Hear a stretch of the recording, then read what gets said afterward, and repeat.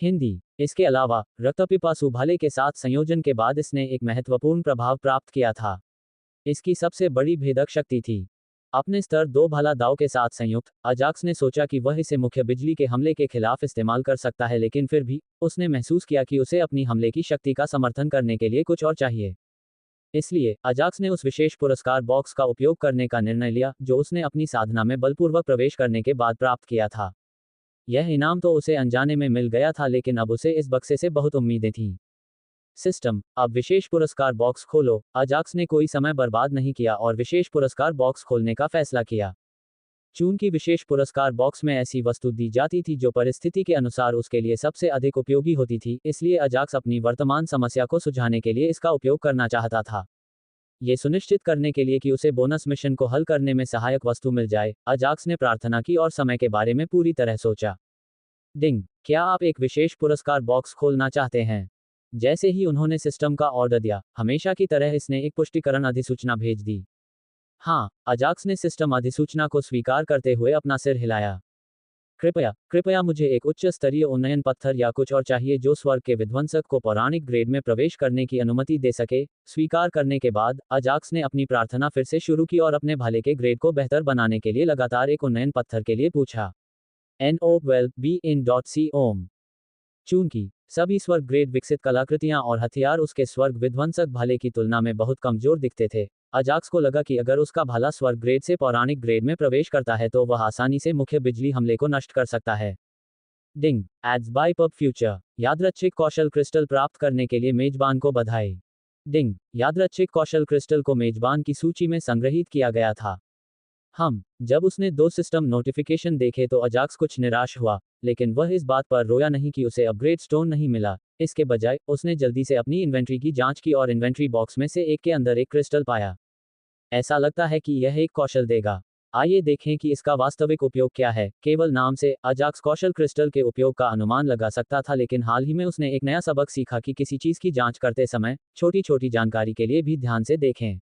इसलिए वह इसे सूची से बाहर निकालना चाहते थे और इसकी पूरी जानकारी की जांच करना चाहते थे। हालांकि जब वह इसे बाहर निकालने वाला था तो उसने अपनी आत्मिक चेतना में उतार चढ़ाव महसूस किया और उसी समय दूर स्थित हिम की आत्मिक चेतना का रूप, जो अपनी स्वयं की साधना में सुधार करने के लिए प्रकृति के बिजली के सार को अवशोषित कर रहा था, उसने भी समान उतार चढ़ाव का अनुभव किया। उसी तरह स्नो भी अपनी आत्मिक चेतना से गायब हो गया और अजाक्स के वास्तविक शरीर के पास प्रकट हुआ। डिंग, क्लोन विशेष मर्ज अपनी समय सीमा तक पहुंच गया है।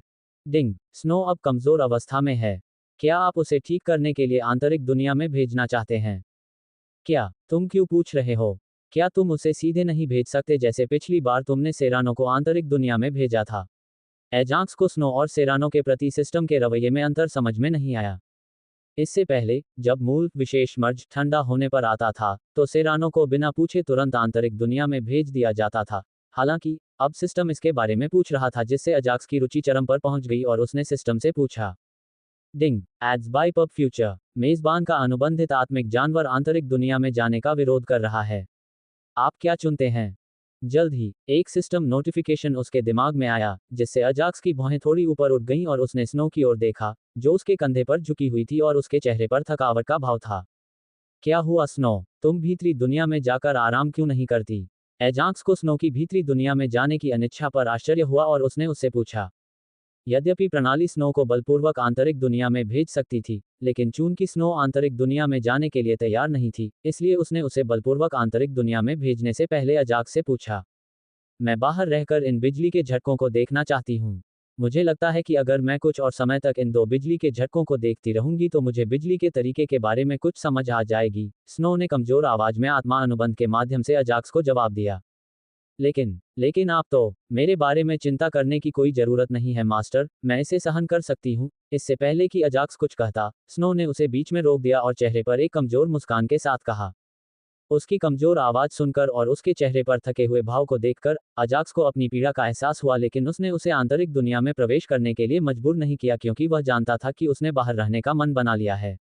मुझे आशा है कि वह जल्द से जल्द बिजली के रास्ते में प्रवेश करेगी। अजाक्स को बस उम्मीद थी कि वह जल्द से जल्द बिजली दाव तक पहुंच जाएगी। बिजली का रास्ता या बिजली दाव दुनिया के कई दाव में से एक था जो उन दाव को सीखने वाले को संबंधित तत्व पर बेहतर नियंत्रण रखने में मदद करता है। इन दावों का दूसरा सबसे महत्वपूर्ण उपयोग समान तात्विक प्रकार के हमलों का उपयोग करते हुए अधिक आक्रमण शक्ति प्राप्त करना था। उदाहरण के लिए, यदि स्नो को लाइटनिंग के रास्ते में प्रवेश मिल जाता तो उसके सभी बिजली के हमलों की हमलावर शक्ति में भारी वृद्धि हो जाती। अजाक्स अपनी जगह से नहीं हिला ताकि स्नो को बिजली के रास्ते को समझने में कोई परेशानी न हो, और उसने छठी बिजली के प्रहार से प्रकृति के प्रकाश सार को धीरे धीरे अवशोषित कर लिया। मुझे लगता है कि एल्डर क्वेरिक कुछ और मिनट तक रुक सकता है। ये स्नो के लिए लाइटनिंग का रास्ता समझने के लिए पर्याप्त होना चाहिए। प्रकृति के बिजली के सार को अवशोषित करते हुए अजाक्स ने हॉक जनजाति के नेता पर नजर डाली, जो रहस्यमय तरीके से स्थिर खड़ा था क्योंकि उसने अपनी छतरी के साथ मुख्य बिजली के हमले को रोक दिया था, और उसके दिमाग में विचार आया। अजाक्स ने सोचा कि उसके पास पर्याप्त समय है। जब तक स्नो बिजली के रास्ते को समझ नहीं लेती, तब तक वह मिशन पर ध्यान केंद्रित कर सकता है। उसे स्नो पर पूरा भरोसा था कि वह बिजली के तरीके को अवश्य समझ लेगी, और इससे भी अधिक उसे लगा कि इसमें उसे ज्यादा समय भी नहीं लगेगा। मानव रूप में विकसित होने के बाद न केवल उसकी साधना की गति बल्कि उसकी समझ की गति भी बहुत बढ़ गई थी, जिससे अजाक्स को उस पर भरोसा हो गया। मुझे उस अंतर्दृष्टि की पुस्तक को स्नो को दे देना चाहिए जो मैंने एल्डर क्वेरिक से प्राप्त की थी, जो उसे कम से कम समय में राजा के दायरे तक पहुंचने में मदद कर सकती है। अजाक्स ने अचानक अंतर्दृष्टि की पुस्तक के बारे में सोचा और स्नो के भविष्य के लिए उत्साहित हो गया।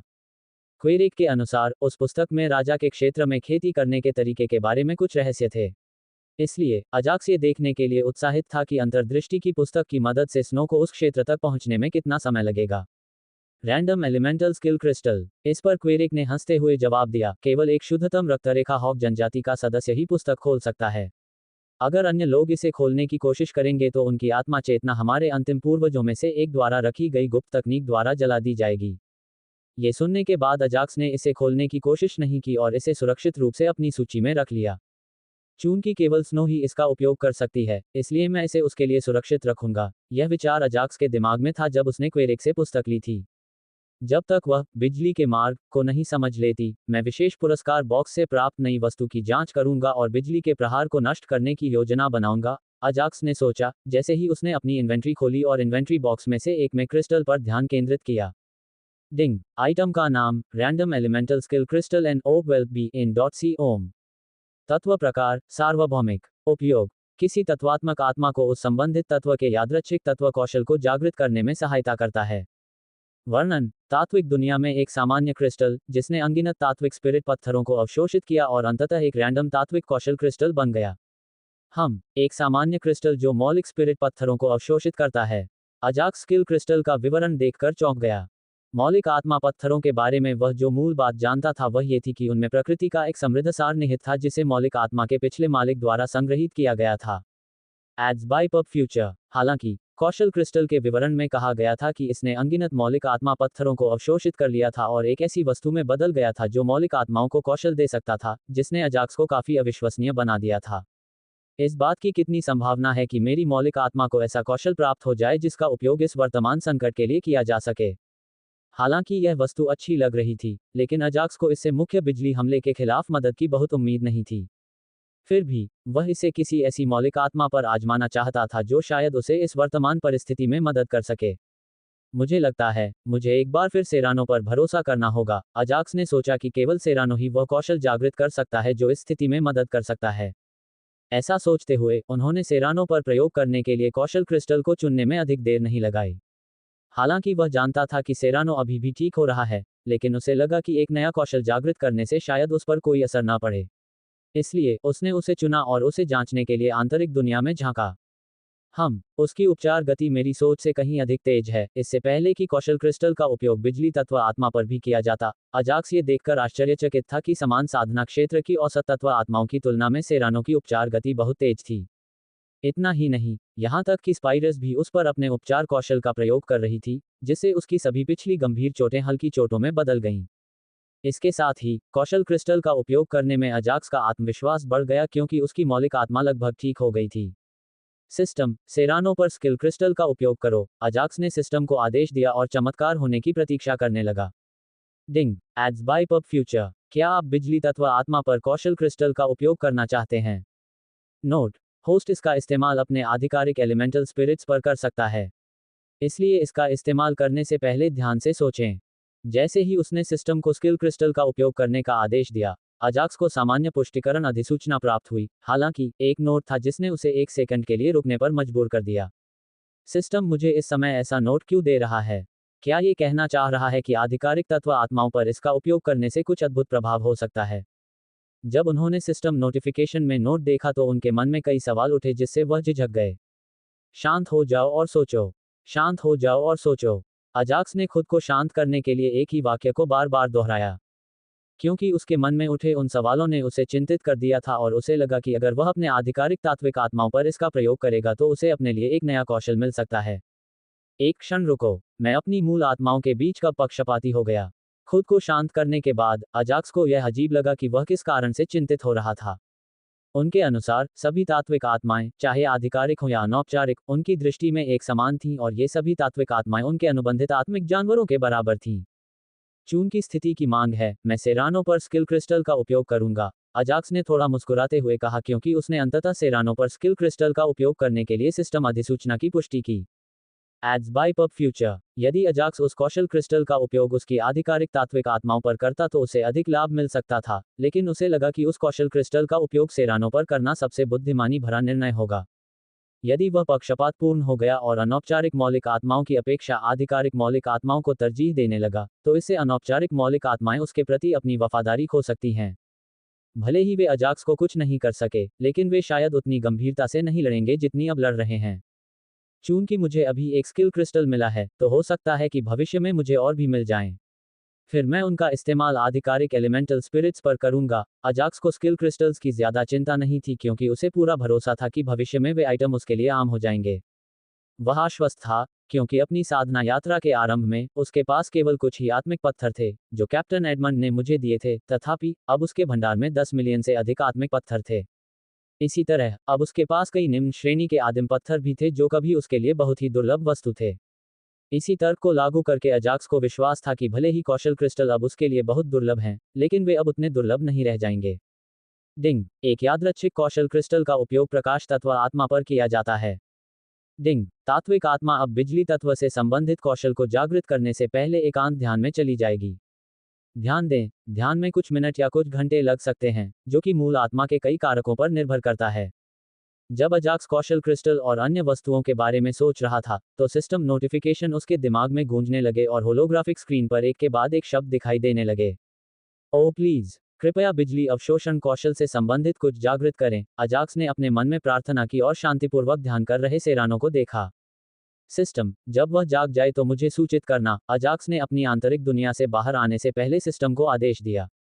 यद्यपि वह यह देखना चाहता था कि उसकी तात्विक आत्मा में एक नया कौशल जागृत करने की प्रक्रिया कैसी होती है, लेकिन उसके पास करने के लिए अन्य काम भी थे, इसलिए वह अपनी आंतरिक दुनिया से बाहर आ गया। हालांकि अपनी आत्मिक चेतना के स्वरूप को रद्द करने से पहले उन्होंने अपनी आत्मिक चेतना की दीवारों पर एक नज़र डाली जो पूरी तरह से समेकित हो चुकी थीं और उन्हें प्रकृति के किसी भी और सार की आवश्यकता नहीं थी। ओह, अब छठी बिजली के प्रहार से निपटने का समय आ गया है। जैसे ही उसने अपनी आत्मिक चेतना की जांच की, उसने अपनी आत्मिक चेतना का रूप रद्द कर दिया और अपने मन में सोचा, पर्यवेक्षक बनना। एक नज़र में ही अजाक्स ये पहचानने में सक्षम हो गया कि बिजली का प्रहार बहुत कमजोर हो गया था। मुख्य बिजली हमले पर हमला करने से पहले मुझे इस बिजली हमले पर अपने सिद्धांत का परीक्षण करना चाहिए, अजाक्स ने मुस्कुराते हुए कहा, क्योंकि उसने धीरे से अपने स्वर्ग के विध्वंसक भाले को अपनी आत्मा चेतना से बाहर निकाला और स्वर्ग के विध्वंसक भाले की ताकत का परीक्षण करने का फैसला किया। ये सोचते ही उसके हाथ में रक्त लाल रंग का एक लंबा भाला प्रकट हुआ, जिसमें से लोहे की भारी दुर्गंध निकल रही थी। थोड़ा वार्म अप करने के लिए उसने भाले को हल्के से आगे बढ़ाया, जिससे और भी अधिक लोहे की गंध आई, जिससे अन्य सभी लोगों की आंखें एक बार फिर खुल गईं। एक उच्च स्तरीय स्वर्गीय भाला। ईका सबसे पहले चौंक गई जब उसने अजाक्स के हाथ में रक्त लाल भाला देखा। इससे निकलने वाली आभा एक नियमित उच्च स्तरीय स्वर्गीय भाले की तुलना में बहुत अधिक शक्तिशाली है। क्राइल ने आंखें मूंदकर भाले के बारे में अपनी राय बताई। आप सभी गलत हैं। जब उसने अपने साथी बुजुर्गों को अजाक्स के हाथों में भाले की स्थिति का अंदाजा लगाते हुए सुना, तो उसने अपना सिर हिलाया और कहा कि वे सभी गलत थे। क्या यह एक महान श्रेणी का हथियार है? हालांकि यह मजबूत लग रहा था, लेकिन इसकी तुलना किसी महान श्रेणी के हथियार से नहीं की जा सकती, है ना? क्राइव और ईका ने एल्डर अरेक से अपनी शंकाओं के बारे में पूछा। कभी कभी मुझे आश्चर्य होता है कि आप दोनों हमारे हॉक जनजाति के बुजुर्ग कैसे बन गए। एल्डर अरेक ने अपना सिर हिलाया और आगे कहा, यह केवल एक मध्यम स्तर का स्वर्गीय हथियार है। क्या, लेकिन इससे पहले जो आभा और खून की बदबू निकल रही थी, वह बहुत शक्तिशाली है। क्रिया वह अरेक के शब्दों से हैरान रह गया और उसने इसके बारे में पूछा। पब फ्यूचर द्वारा विज्ञापन। मुझे नहीं पता कि इसकी आभा इतनी शक्तिशाली क्यों है, लेकिन एक बात तो तय है कि इसकी आभा नकली नहीं है और यह किसी भी सामान्य क्षेत्र के साधक को बिना किसी कठिनाई के मार डालने में सक्षम है, अरेक ने अपने साथी बुजुर्गों को समझाया। हॉक जनजाति के सभी बुजुर्गों में पहले बुजुर्ग क्रेटुअल के अलावा अरेक सबसे वरिष्ठ और जानकार व्यक्ति थे, इसलिए उनके शब्दों में अधिक शक्ति थी और सभी लोग उन पर विश्वास करते थे। इसके अलावा अगर अजाक्स ने भला दाव सीख लिया तो वह एक कुलीन सामान्य क्षेत्र के साधक को भी मार सकता है, अगर वह साधक एक सेकंड के लिए भी लापरवाह हो। अरेक के शब्दों ने उसे सुन रहे अन्य बुजुर्गों को चौंका दिया। चलो उसके बारे में चर्चा करना बंद कर दें, ये हमें सिर्फ सदमे में डाल देगा। अरेक के चेहरे पर भी एक अविश्वसनीय भाव था, इसलिए वह अजाक्स के ट्रम्प कार्ड के बारे में सोचना बंद करना चाहता था और अपने साथी बुजुर्गों से कहता रहा, बिजली का प्रहार बहुत कमजोर हो गया है। चलो अपने सभी सबसे मजबूत हमलों का उपयोग करें और इस संकट को पार करें। अब अरेक जो पहली चीज करना चाहता था वह छठी बिजली को नष्ट करना और थोड़ी देर आराम करना था। चलो ये करते हैं। हाँ, अगर हम बिजली पर उसी समय हमला करेंगे तो वह बिना किसी संदेह के नष्ट हो जाएगी। सभी बुजुर्गों ने भी अपने सामने कमजोर बिजली के प्रहार को देखा, लेकिन उन्होंने उस पर हमला करने से पहले अरेक के आदेश का इंतजार किया। इसलिए जब उन्होंने अरेक के शब्द सुने तो वे स्वाभाविक रूप से उत्साहित हो गए और बिजली के प्रहारों को नष्ट करने के लिए प्रेरित हुए ताकि वे कुछ आराम कर सकें। यद्यपि वे छठी बिजली के प्रहार से प्रकृति के विद्युत सार को अवशोषित कर सकते थे, लेकिन वे इसे अधिक समय तक जारी नहीं रख सकते थे क्योंकि उनकी आत्मिक चेतना पूरी तरह से भर चुकी थी, भले ही वे उस सार को अपनी साधना शक्ति में परिवर्तित कर रहे थे।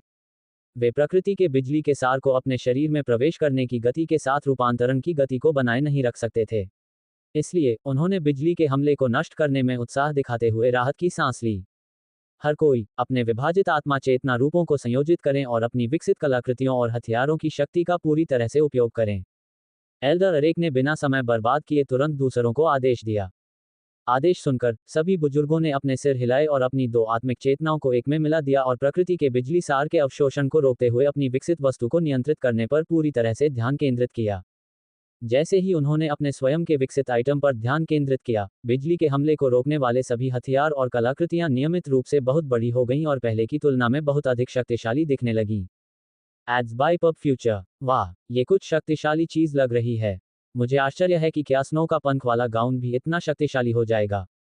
जैसे जैसे सभी बुजुर्ग प्रकृति के सार को बढ़ा रहे थे जिसे वे अपने विकसित वस्तुओं में भेज रहे थे, अजाक्स ने बढ़ती हुई विकसित वस्तुओं को देखा और महसूस किया कि यह शक्तिशाली था और उसके दिमाग में यह विचार आया।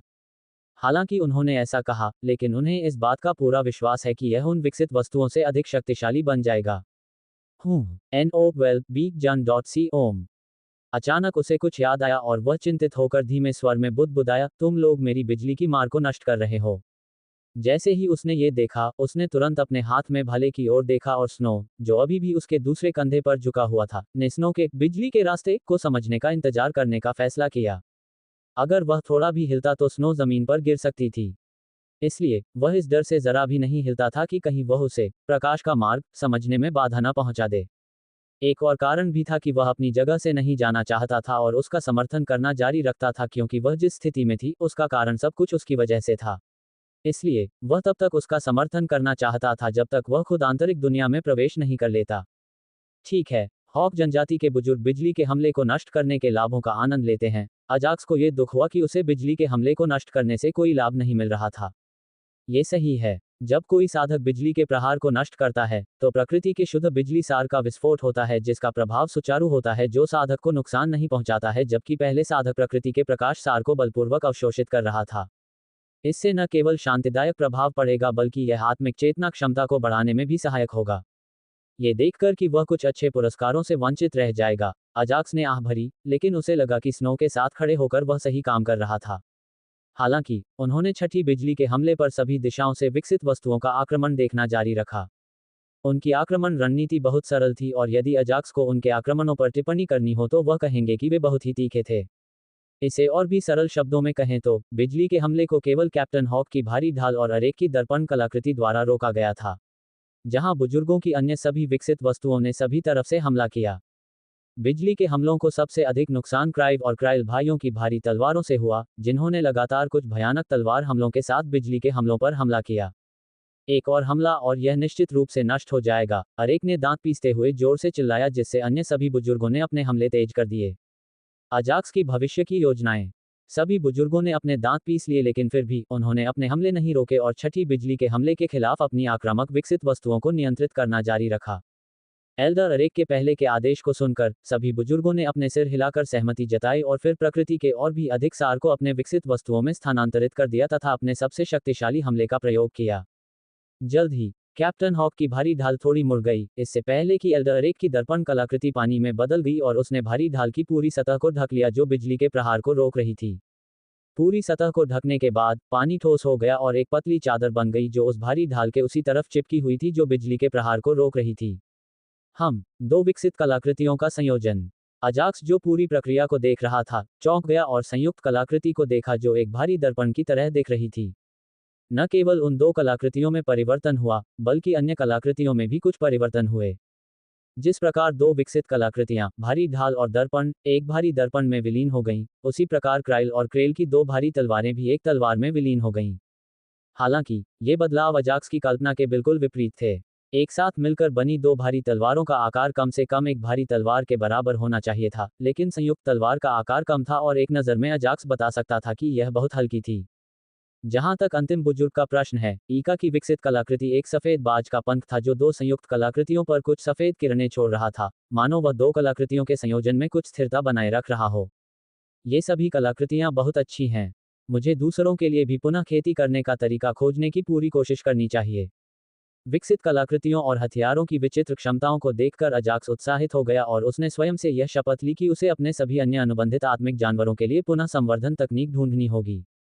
स्वर्ग ग्रेड या उससे ऊपर के ग्रेड जैसे उच्च ग्रेड आर्टिफैक्ट को बनाना बहुत मुश्किल था। इसके अलावा विकसित आर्टिफैक्ट अलग थे क्योंकि वे अपने मालिक के साथ शक्तिशाली हो सकते थे। यद्यपि ऐसी कलाकृतियां या हथियार भी जाली हो सकते हैं, लेकिन ऐसी कलाकृतियां या हथियार बनाने के लिए आवश्यक सामग्री की लागत बहुत अधिक होगी। फिर भी यदि कोई व्यक्ति अपने सभी खजाने और अन्य मूल्यवान वस्तुओं को खर्च कर देता है, तो इसमें एक और कारक शामिल होता है, जिसे जालसाजी की सफलता दर कहा जाता है। यहां तक कि रैंक 5 के कारीगर या रैंक लोहार के पास, जो एक महान ग्रेड कलाकृति बनाने की क्षमता रखता था, उच्च स्तरीय स्वर्ग ग्रेड आइटम बनाने की केवल 50% से थोड़ी अधिक संभावना थी। इन सभी कारकों के बारे में सोचने के बाद अजाक्स को लगा कि उसके अनुबंधित आत्मिक जानवरों के लिए पुनः साधना विधि ढूंढना अधिक सहायक होगा। कुछ लोग सोच सकते हैं कि विभिन्न आत्मिक प्राणियों के लिए पुनः संवर्धन तकनीक ढूंढना उच्च स्तरीय कलाकृति या हथियार बनाने के समान या उससे भी अधिक कठिन था। हालांकि उन्हें पुनः खेती के अन्य लाभों को नहीं भूलना चाहिए। पुनः खेती से प्राप्त कलाकृतियों की तुलना करना ही अजाक्स के लिए उन्हें खोजने के लिए पर्याप्त था। कारण के लिए एक मौका हो सकता है कि उसके अनुबंधित कुछ आत्मिक जानवरों को एक विकसित कलाकृति या विकसित हथियार प्राप्त हो सकता है जो कि पौराणिक ग्रेड या यहां तक कि पौराणिक ग्रेड तक पहुंच सकता है। स्नो का पंख वाला गाउन आसानी से पौराणिक ग्रेड तक पहुंच सकता है और यहां तक कि पौराणिक ग्रेड तक पहुंचने का मौका भी है। जब भी अजाक्स ने स्नो के पंख वाले गाउन की कलाकृति को देखा, तो उसके सभी अनुबंधित आत्मा जानवरों के लिए पुनः संवर्धन तकनीक की खोज में उसकी रुचि दूसरे स्तर तक बढ़ गई थी। लेकिन सभी आत्मिक जानवरों के लिए पुनः संवर्धन तकनीक खोजना इतना आसान नहीं है। हालांकि अजाक्स को अपने अन्य आत्मिक जानवरों के लिए पुनः संवर्धन तकनीक खोजने की कठिनाइयों का पता था। विभिन्न आत्मिक प्राणियों के लिए पुनः संवर्धन की प्रक्रिया भिन्न थी और इसके लिए भिन्न तकनीकों की आवश्यकता थी। स्नो के मामले में उसे लाइटनिंग ड्रैगन हॉक सम्राट की पूरी विरासत से पुनः कल्टीवेशन तकनीक मिली थी। इसलिए अजाक्स को एल्डक्वेरेक या अन्य बुजुर्गों से उस कल्टीवेशन के लिए पूछने की जरूरत नहीं थी। जहां तक रोवेत का प्रश्न है, वह पहले से ही मानव रूप में पैदा हो चुका था, जिसे किसी तकनीक की आवश्यकता नहीं थी। मुझे लगता है कि स्पैरो को विरासत से एक पुनः खेती तकनीक भी मिलेगी। यदि नहीं, तो मैं सीधे तौर पर नेदरवर्ल्ड आइस स्पैरो जनजाति के खिलाफ युद्ध छेड़ सकता हूं और उन्हें उसे वह पुनः खेती तकनीक देने के लिए मजबूर कर सकता हूं। जब उसने आइस स्पैरो जनजाति के बारे में सोचा तो उसे उनके प्रति कोई सहानुभूति महसूस नहीं हुई क्योंकि उन्होंने 3 जनजातियों की प्रतियोगिता नहीं जीतने के कारण अपने ही जनजाति के बच्चे को जनजाति से बाहर कर दिया था। इससे भी अधिक, उनमें से कुछ ने तो उसकी रक्त शुद्धता के लिए उसे मारने की भी कोशिश की। प्रत्येक जनजाति के लिए पुनः संवर्धन तकनीक जनजाति के नेता के हाथों में रखी जाएगी, इसलिए यदि स्पैरो के पास कोई मानव रूप नहीं था, तो अजाक्स ने बर्फ के गौरय जनजाति का दौरा करने के बारे में सोचा। इसके अलावा एल्डक्वेरेक ने कहा कि शिक्साटो वाइल्ड से जुड़ा एक क्षेत्र है जिसे वेस्टर्न फॉक्सलैंड्स कहा जाता है। मुझे लगता है कि घोस्ट उस क्षेत्र से आया होगा। चूंकि इसमें शिक्साटो वाइल्ड्स के समान ताकत है, इसलिए मैं निकट भविष्य में वहां जा सकता हूं। अजाक्स अपने विचारों पर मुस्कुराया और सोचा कि उसके पास पहले से ही भविष्य के लिए कई योजनाएं हैं और वह सोचने लगा कि उसे कौन सी योजना पहले पूरी करनी चाहिए। NO12 ओम। घोस्ट कोई और नहीं बल्कि 3 आंखों वाला भूत या काला लोमड़ी था जिसे अजाक्स ने तब वश में किया था जब वह पहली बार 5 तत्वों की दुनिया में आया था। उसे वश में करने के बाद घोस्ट ने अपना ज्यादातर समय अपनी ताकत बढ़ाने में बिताया था। जब भी अजाक्स आंतरिक दुनिया में प्रवेश करता, वह देख सकता था कि घोस्ट हमेशा 1 सेकंड भी बर्बाद किए बिना साधना कर रहा था, जैसे कि वह भविष्य में कुछ करना चाहता हो। कृपया यह मत कहिए कि इसमें स्पैरो जैसी ही समस्या है। अजाक्स अपने अनुबंधित आत्मिक जानवरों से एक और दुखद कहानी नहीं सुनना चाहता है। 5 तत्वों की दुनिया से परिचित होने के बाद अब अजाक्स को लगा कि घोस्ट की कहानी स्पैरो के समान ही होगी। उन्होंने ये भी अनुमान लगाया कि घोस्ट पश्चिमी लोमड़ी भूमि से आया होगा, जहां मुख्य रूप से लोमड़ी जनजातियों का शासन था। अगर वह सचमुच पश्चिमी लोमड़ी भूमि से है, तो मैं अपने सभी महत्वपूर्ण मामलों को निपटाने के बाद उसके कबीले का दौरा कर सकता हूं और हाँ, मैं शक्तिशाली बनने के बाद ही वहां जाऊंगा। इस समय अजाक्स ने इस कार्य को अपनी टू डू सूची में सबसे नीचे सूचीबद्ध किया था और अपने विचारों से बाहर आकर अपने सामने चल रही लड़ाई को देखा। क्या आप सभी तैयार हैं? अरेक ने एक बार फिर अपने साथी जनजाति के सदस्यों पर चिल्लाया जब उसने देखा कि उनकी सभी विकसित वस्तुएं उनकी योजना के अनुसार रखी गई थीं। हाँ, दूसरे बुजुर्ग, शेष 3 बुजुर्गों और हॉक कप्तान ने एक ही ऊंची आवाज में उत्तर दिया। अब हमला करो। जैसे ही एल्डर अरेक ने हमला चिल्लाया, संयुक्त तलवार ने बिजली के प्रहार को 2 टुकड़ों में काट दिया और यह एक वार के साथ ही नहीं रुका, बल्कि बिजली के प्रहार को कई टुकड़ों में काटना जारी रखा। जैसे ही तलवार ने बिजली के प्रहार को पूरी तरह से टुकड़ों में काट दिया, अजाक्स को एक सिस्टम नोटिफिकेशन प्राप्त हुआ जिसने उसे प्रसन्न कर दिया। डिंग, मेजबान के विकसित आत्मिक जानवर को लाइटनिंग के मार्ग में प्रवेश पाने के लिए बधाई। डिंग, अधिक जानने के लिए अपने अनुबंधित आत्मिक जानवर के बारे में जानकारी की जांच करें। जब उसने सिस्टम नोटिफिकेशन देखा, तो अजाक्स बहुत खुश हुआ और उसने वे ऑफ लाइटनिंग के बारे में जांच करने में कोई समय बर्बाद नहीं किया। उसकी स्थिति में कोई भी व्यक्ति अजाक्स की तरह प्रसन्न हो जाता, क्योंकि वह पहले से ही जानता था कि ये तात्विक दाव कितने शक्तिशाली हैं। इस तरह के दाव के साथ यह उनका पहला मौका नहीं था। इससे पहले बेन को विष के मार्ग में ज्ञान प्राप्त हुआ था, जिससे उसके हमले पहले की तुलना में अधिक शक्तिशाली हो गए थे। पिछली बार के विपरीत इस बार बिजली के दाव को आत्मा जानवर द्वारा सीखा गया था। इसलिए अजाक्स लाइटनिंग के रास्ते के प्रभावों को देखने के लिए उत्साहित था। इसलिए अजाक्स ने कोई समय बर्बाद नहीं करना चाहा और होलोग्राफिक स्क्रीन पर वे ऑफ लाइटनिंग शब्द पर ध्यान केंद्रित करने से पहले स्नो के बारे में जानकारी खोली। डिंग, दाव का प्रकार, बिजली का रास्ता, स्तर 1। प्रभाव, एक आत्मिक जानवर द्वारा इस्तेमाल किए जाने वाले बिजली के हमलों की हमलावर शक्ति 15% बढ़ जाती है। नोट, जब दाव का स्तर बढ़ाया जाएगा तो अधिक प्रभाव अनलॉक हो जाएंगे। अतिरिक्त कौशल, पूर्ण बिजली वसूली। कौशल विवरण, एक बिजली वसूली कौशल जिसका उपयोग आत्मा जानवर द्वारा तब किया जा सकता है जब वह प्रकृति के समृद्ध बिजली सार से घिरा हो और खुद को पूरी तरह से ठीक कर सके। प्रकृति के बिजली सार की शुद्धता जितनी अधिक होगी, उपचार उतनी ही जल्दी होगा। नोट, इस कौशल का उपयोग प्रति माह केवल एक बार किया जा सकता है। बिजली के हमलों में 15% की वृद्धि बुरी नहीं है। अजाक्स ने धीरे से बिजली के रास्ते के बारे में जानकारी को देखा और महसूस किया कि यह न तो बहुत बुरा था और न ही बहुत अच्छा था। एक अतिरिक्त कौशल, NO12 ओम। हालांकि जब उन्होंने अतिरिक्त कौशल देखा तो उनके चेहरे पर आश्चर्य के भाव थे। आमतौर पर एलिमेंटल दाव के साथ अतिरिक्त कौशल प्राप्त करना संभव नहीं था। चूंकि स्नो को एक अतिरिक्त कौशल मिला था, इसलिए अजाक्स को लगा कि स्नो उसके स्पिरिट बीस्ट में वाकई बहुत खास है। अजाक्स ने इस आधार पर यह निष्कर्ष नहीं निकाला कि स्नो कोई विशेष है, लेकिन इससे पहले जब उसने पहली बार स्नो पर आदिम पत्थर का उपयोग किया था, तो उसे एक अतिरिक्त कौशल थंडरस्टॉर्म प्राप्त हुआ था, जिसने अब तक की उसकी यात्रा में बहुत मदद की थी। अतिरिक्त कौशल प्राप्त करने की इन 2 घटनाओं के आधार पर स्नो नामक एक विशेष प्रकार का आत्मिक जानवर बनाया गया। मुझे लगता है वह मेरे लिए भाग्यशाली आकर्षण हो सकती है। अतीत की घटनाओं के बारे में सोचते हुए अजाक्स को लगा कि स्नो ही वह भाग्यशाली आकर्षण है जो उसके भविष्य के साहसिक कारनामों में उसकी बहुत मदद करेगी। स्नो के कारण उसे लाइटनिंग हॉक जनजाति का दुश्मन नहीं माना गया, इसके बजाय उसे जनजाति में आमंत्रित किया गया और उन्होंने उसे एक अस्थायी स्वर्ग ग्रेड कलाकृति भी दी, जिसने उसे पुराने पक्षी मानव से बचने में मदद की। चूंकि सभी आत्मिक जानवर उसके साथ अनुबंधित थे, इसलिए वे सभी उसकी नज़र में बराबर थे। हालांकि पहले उसने कहा था कि स्नो का भाग्यशाली होना ही उसे लगता है और इसका मतलब यह नहीं है कि उसे अन्य आत्मिक जानवरों की तुलना में उसे तरजीह देनी चाहिए। हालांकि इसका उपयोग महीने में केवल एक बार किया जाएगा। ये कौशल बहुत अच्छा है और इस तरह की स्थिति के लिए पूरी तरह से उपयोगी है। कौशल विवरण की जांच करने के बाद अजाक्स ने महसूस किया कि यह उनकी वर्तमान स्थिति के लिए एक अच्छा कौशल था। चूंकि हॉक जनजाति के बुजुर्गों द्वारा प्रकृति के सार को नष्ट कर दिए जाने के बाद प्रकृति का बिजली सार बहुत समृद्ध है, इसलिए अजाक्स को लगा कि उसने स्नो को बाहर रखकर सही काम किया। जब अजाक्स कौशल की जानकारी की जांच कर रहा था, तो प्रकृति का बिजली सार पहले से ही स्नो में प्रवेश कर रहा था, जिससे अजाक्स को लगा कि स्नो ने पहले से ही नए कौशल, पूर्ण बिजली रिकवरी, का उपयोग कर लिया है। प्रकृति के इस शुद्ध विद्युत सार के साथ, ये केवल कुछ ही मिनटों में ठीक हो जाएगा। अजाक्स ने देखा कि प्रकृति का विद्युत सार किस गति से उसके शरीर में प्रवेश कर रहा था और उसके ठीक होने में लगने वाले अनुमानित समय का अनुमान लगाया। मुझे लगता है, मुझे सेरानो को प्रकृति के इस समृद्ध और सहज सार को अवशोषित करने देना चाहिए जो उसे अपने साधना स्तर को बढ़ाने में मदद करेगा। अजाक्स ने तुरंत अपनी बिजली तत्व आत्मा के बारे में सोचा। हालांकि सेरानो अभी भी अपने गहरे ध्यान में था और अजाक्स उसे अपने कौशल जागृति प्रक्रिया में परेशान नहीं करना चाहता था और प्रकृति के समृद्ध सार को अवशोषित करने के लिए बैठ गया। जब बिजली का प्रहार नष्ट हो गया, तो प्रकृति का समृद्ध बिजली सार एक विशिष्ट क्षेत्र तक सीमित हो गया और चूंकि स्नो समय रहते बिजली के मार्ग को समझने में सक्षम थी, इसलिए अजाक्स स्नो के साथ प्रकृति से भरे समृद्ध सार वाले क्षेत्र के करीब चला गया। जैसे ही वे रेंज में पहुंचे, स्नो ने अपने नए कौशल, फुल लाइटनिंग रिकवरी, का इस्तेमाल किया और खड़े होने के लिए अजाक्स का सहारा लेना बंद कर दिया। ओह, मैंने सोचा था कि मैं प्रकृति के इतने समृद्ध विद्युत सार को अवशोषित नहीं कर पाऊंगा। अजाक्स ने राहत की सांस ली क्योंकि उसने प्रकृति के विद्युत सार को अवशोषित करना शुरू कर दिया था।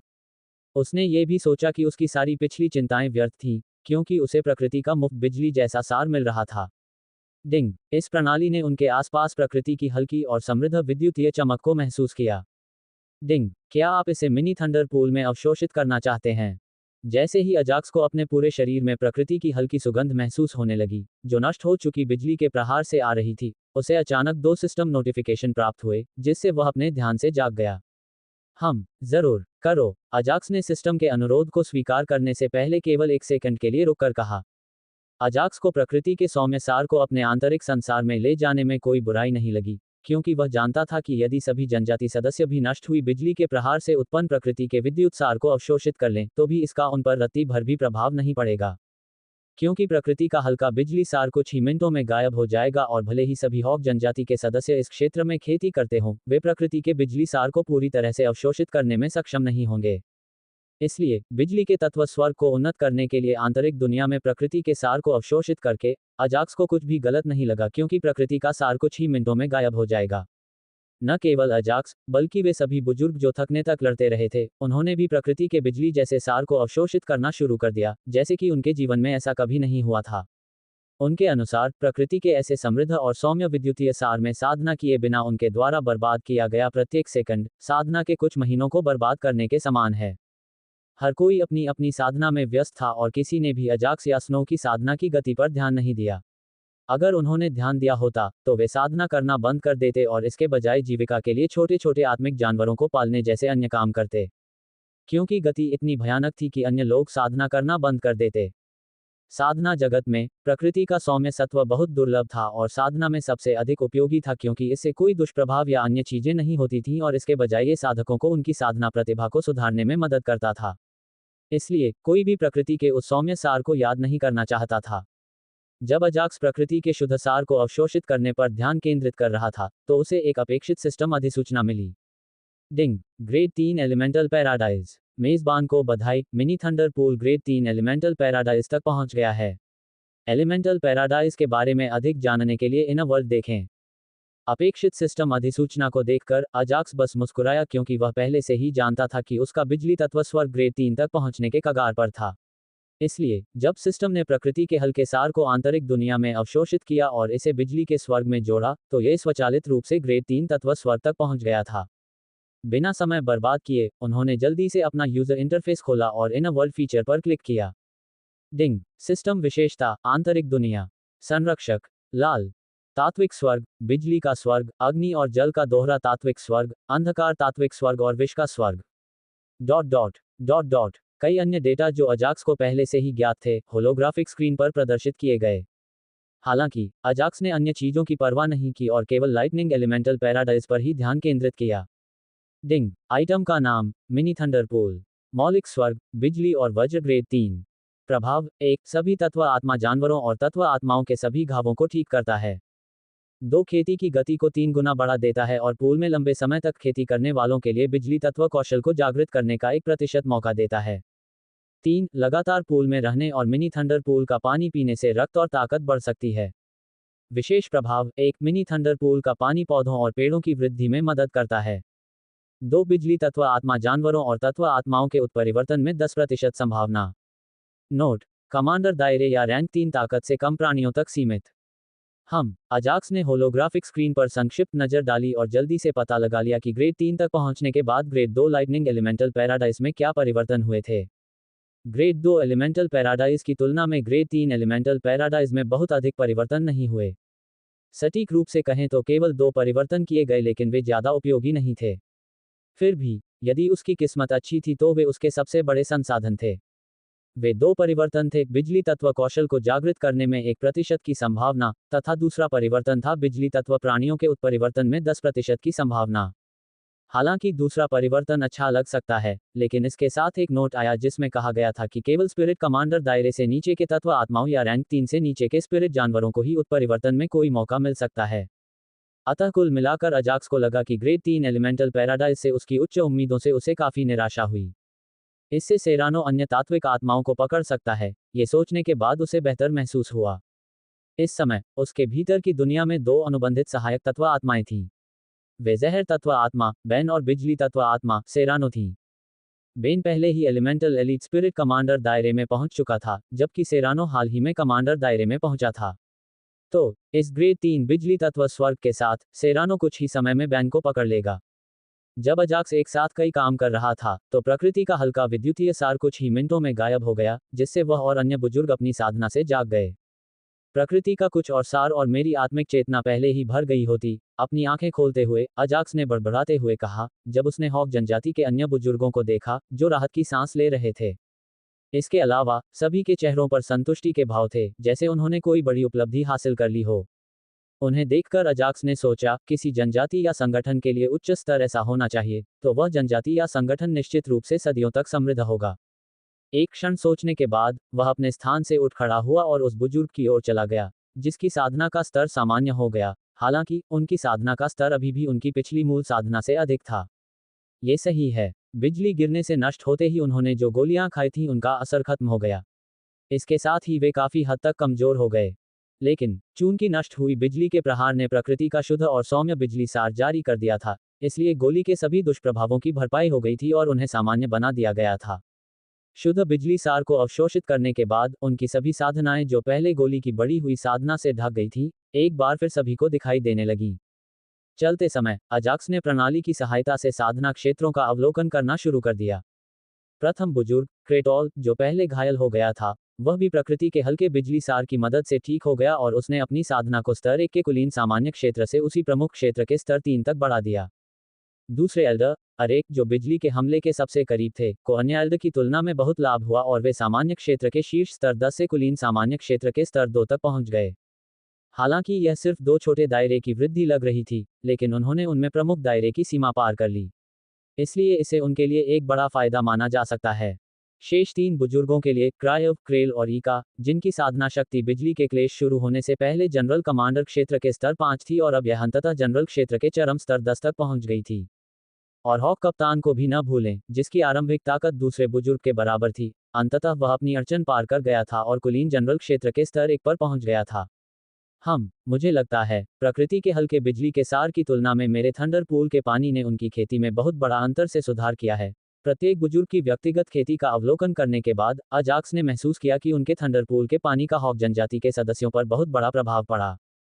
अजाक्स के विचारों में कुछ भी गलत नहीं था, क्योंकि अजाक्स की पिछली धारणाओं के अनुसार सभी बुजुर्गों की साधना में बहुत अधिक वृद्धि नहीं हुई थी।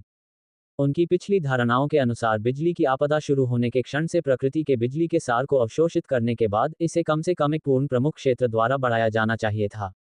हालांकि ऐसा नहीं हुआ, इसके बजाय उनके पास अधिकतम 5 छोटे क्षेत्र थे जो आधे प्रमुख क्षेत्र के बराबर थे। डिंग, जैसा कि सिस्टम ने पहले कहा था, थंडर पूल के पानी का थंडर पूल के पानी के साथ एक मजबूत संबंध है। डिंग, इसके अलावा ये पहली बार था कि हॉक जनजाति के सदस्यों ने थंडर पूल के पानी का इस्तेमाल किया था, इसलिए इसके प्रभाव बहुत बढ़िया हैं। समय के साथ थंडरपूल के पानी के प्रभाव कम हो जाएंगे। वह रिश्ता क्या हो सकता है? अजाक्स को आश्चर्य हुआ कि उसकी चालाक प्रणाली ने कारण के बारे में एक अधिसूचना भेजी और लाइटनिंग हॉक जनजाति और थंडरपूल के पानी के बीच संबंध के बारे में सोचा। फिर भी उसने इसके बारे में सोचना बंद कर दिया और इस बिजली के संकट के खत्म होने के बाद एल्डर क्वेरेक से पूछने का फैसला किया। एल्डर क्वेरेक से पूछने के बारे में सोचते हुए उसने अपना सिर क्वेरेक की ओर देखा, जो अभी भी मुख्य बिजली के प्रहार के साथ गतिरोध में था। संवर्धन। उसके चेहरे पर एक गंभीर भाव था, जिससे अजाक्स को चिंता हुई, क्योंकि उसे लगा कि क्वेरेक बिजली के समय के खिलाफ लड़ाई में जीत नहीं पाएगा। सेरानो, कृपया जल्दी से जाग जाओ। अजाक्स को उम्मीद थी कि सेरानो जल्द ही एक नए कौशल के साथ जाग जाएगा ताकि वह अपनी योजना शुरू कर सके। जिस क्षण से सिस्टम ने क्वेरेक की मदद करने के लिए मिशन जारी किया था, अजाक्स को लगा कि उसे उसकी मदद करनी चाहिए, अन्यथा वह इससे नहीं जीत पाएगा। कुछ देर पहले जब वह दूसरे बुजुर्ग के पास गया तो उसने उनसे बात करने की कोशिश की, लेकिन सभी की तरफ से उसे एक ही जवाब मिला। जनजाति नेता को सख्त आदेश है कि जब वह 5वीं बिजली के हमले से लड़ रहा हो तो कोई भी उसके काम में हस्तक्षेप न करे, और अगर हम उसकी मदद करने की कोशिश भी करें तो यह उसके लिए और भी मुश्किलें खड़ी कर देगा। अजाक्स ने उन्हें और समझाने की कोशिश नहीं की, क्योंकि उन्होंने जो कहा उसमें तर्क था और उसके पास क्वेरेक की मदद करने के लिए कोई ठोस योजना भी नहीं थी। इसलिए उसने सेरानो के किसी अच्छे कौशल को जगाने का इंतजार किया जो इस स्थिति में कुछ काम आ सकता था। डिंग। होस्ट को बधाई। उसकी मौलिक आत्मा ने यादृच्छिक कौशल क्रिस्टल को अवशोषित करने के बाद एक नया कौशल जागृत किया है। क्या ये बहुत तेज नहीं है? अजाक्स को आश्चर्य हुआ और उसने सोचा कि यह उसकी अपेक्षा से भी तेज है। यद्यपि वह बुजुर्गों के पास पहुंचा, लेकिन कोई भी एक दूसरे से बात करने के लिए स्वतंत्र नहीं था, क्योंकि वे अपनी खेती को मजबूत करने में व्यस्त थे। इसलिए उन्होंने भी अपनी हाल ही में प्राप्त साधना को सुदृढ़ करने का कार्य किया और सेरानो के नए कौशल की जांच करने के लिए अपने आत्मिक चेतना रूप में उसकी आंतरिक दुनिया में प्रवेश किया। जैसे ही वह आंतरिक दुनिया में प्रवेश किया, सेरानो मिनी थंडरपूल से एक रोमांचक चेहरे के साथ बाहर आया, जैसे कि वह अपने बुलाने वाले मास्टर के सामने अपने नए कौशल का प्रदर्शन करने के लिए बहुत उत्सुक था। ऐसी बहुमूल्य वस्तु देने के लिए धन्यवाद, समन मास्टर। जब सेरानो ने आंतरिक दुनिया में अजाक्स को देखा, तो वह तुरंत अजाक्स की ओर दौड़ा और रैंडम कौशल क्रिस्टल के लिए उसे धन्यवाद देते हुए झुक गया।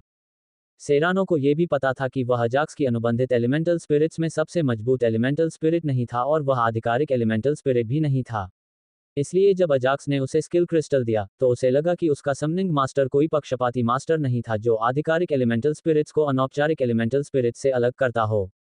तात्विक आत्मा की दुनिया में कुछ ऐसी तात्विक आत्माएं थीं जिन्होंने अपने संबंध स्वामियों के साथ अपना आत्मा अनुबंध तोड़ दिया और तात्विक आत्माओं के पास लौट गईं। आत्मा अनुबंध को केवल आधिकारिक मौलिक आत्माओं द्वारा ही किसी प्रकार की प्रतिक्रिया के साथ तोड़ा जा सकता था। इसके कारण अधिकांश तात्विक आत्माएं मानव संसार और मानव प्रकृति के बारे में अधिकांश बातें जानती हैं।